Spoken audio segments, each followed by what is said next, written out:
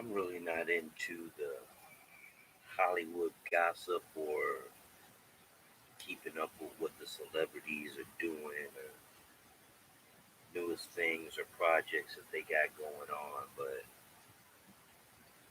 all up and down my timeline, the announcement that Tom Hanks and Rita Wilson, the first A-listers to come out with this test positive with the coronavirus, is kind of eye-opening. Now, I'm not getting up on here saying that I'm glad that they got the virus. I'm not going to get up here and be morbid like that, but I'm just got to ask the question: is this chickens coming home to roost for this racist country that I live in? Some people that I talked to said it's a possibility. Now, if this goes out to a full blown pandemic where martial law is enacted and bodies are being picked up in a dump truck, then I'll start to worry.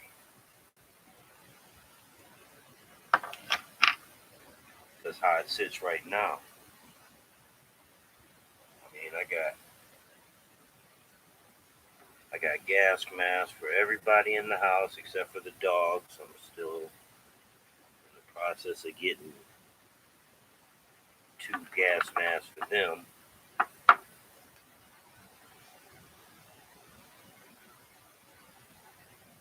think I got enough medical supplies. There's some other things that I need to get. I need to. We got a well, so if anything ever goes down, I can turn the power on to the well. And my grandfather had that water tested. It's good to go. Cold as fuck too, coming from 350 feet below the ground.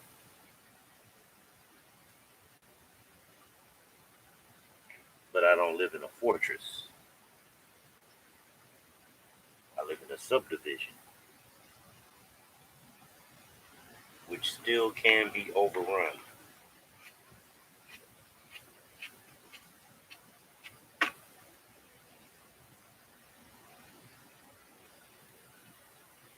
So I wonder if they got to stay because they got tested in Australia. I wonder how long they got to stay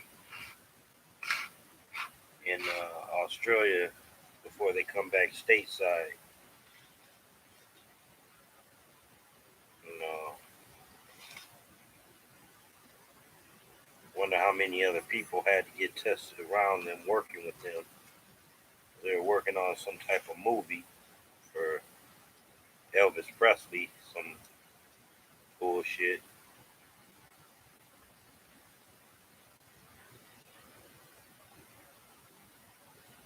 Could be the chickens coming home to roost. I mean, this country has done not just the natives foul as fuck, but been doing my people super foul as fuck. I just heard North Carolina police killed another black man. Some people said a call was made that he was running around terrorizing people with the gun, but when the police shot him down, all he had was a box of pizza.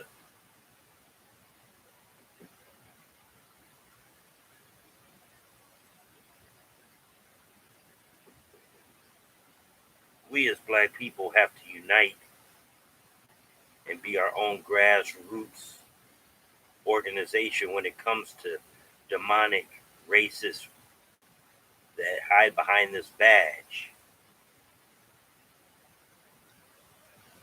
They've been targeting black men. Now they've opened season up on our black women and our black children. But just the other day, I think he was an Asian boy, got into a shootout. California police and was taken alive.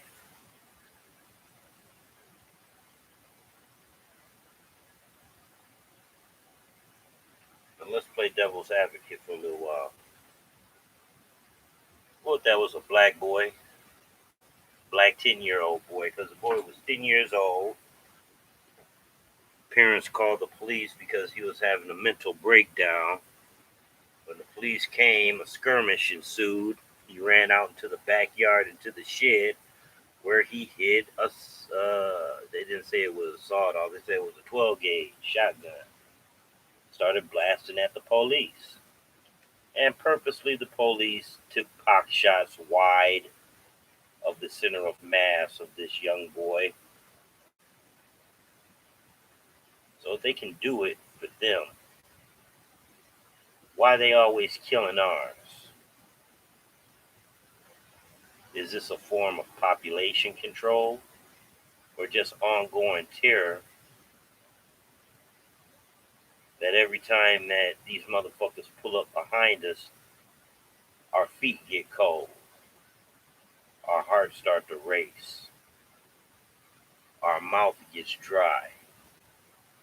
I don't know about you, but I'm tired of feeling like that.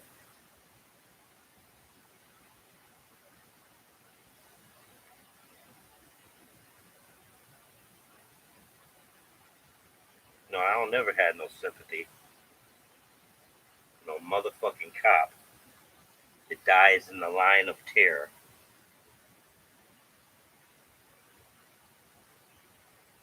This country just put an innocent man to death in Alabama, knowing this man didn't shoot three cops, and that the person that was also in the house readily admitted that he shot the police, and that Nathaniel Woods didn't have nothing to do with it or even have an idea what he was going to do at that time.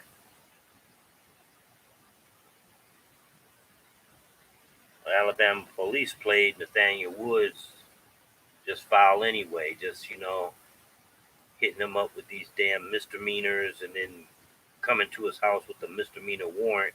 And that's why three cops are less walking around this country, because your racist policies.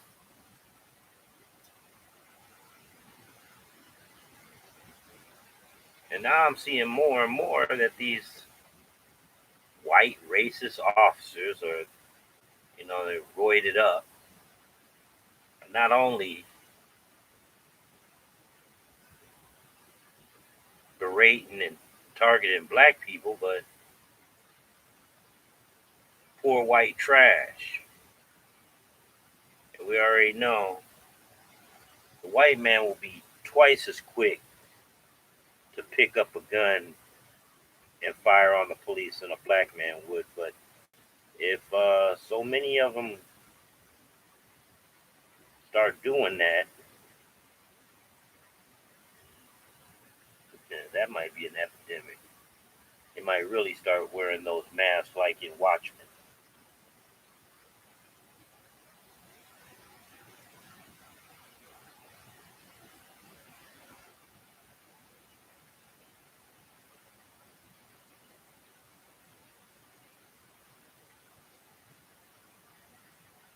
We gotta watch our women and our kids in our community.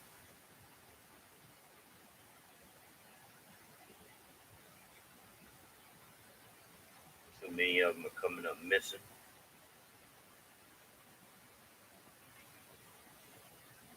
And I fear that's mainly for the sex trade, out of country, never to be seen again.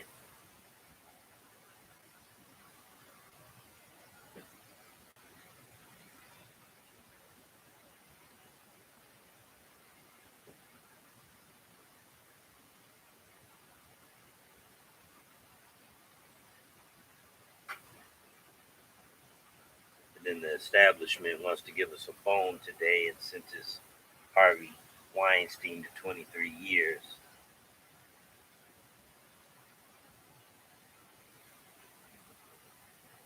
Bill Cosby shouldn't even be locked up.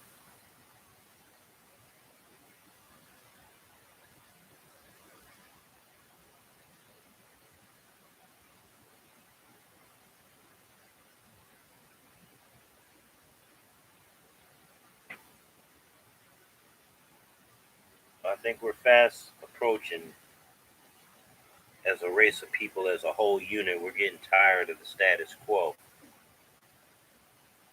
tired of redlining. We're getting tired of workplace racism. Just had another shootout in was that Wisconsin. White workers drove a brother to snap.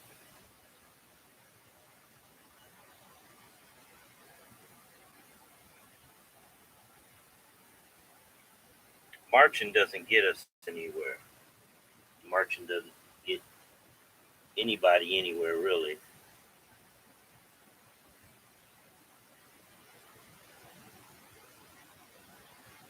And how Meach was talking about the only way we're going to get change is to overthrow this government.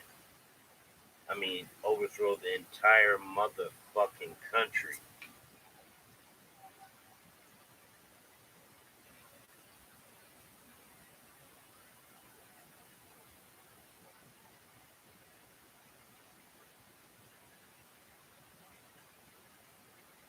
Well, if that is ever enacted, it's really going to be ugly and violent. I mean, real ugly and real violent. Where politicians are taken out and assassinated, where judges are taken out and assassinated, and their families, where policemen are taken out, either at the donut booth or driving in their car, where racist DAs that never apologize are finally given that cup of karma that so many lives that they have ruined have waited for the prosecutor to meet their demise.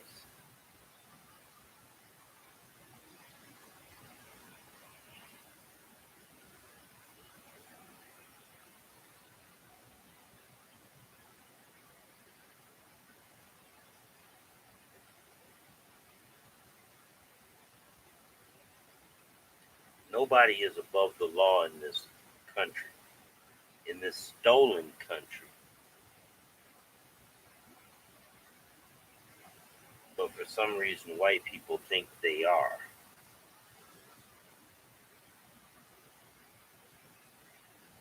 Now, that may seem true if they've greased the wheels and know a few head honchos and higher up positions, but as a whole, we need to slap that shit in the face. The status quo, got to slap that in the face, or it's going to get worse. As the years go on, it's going to get worse.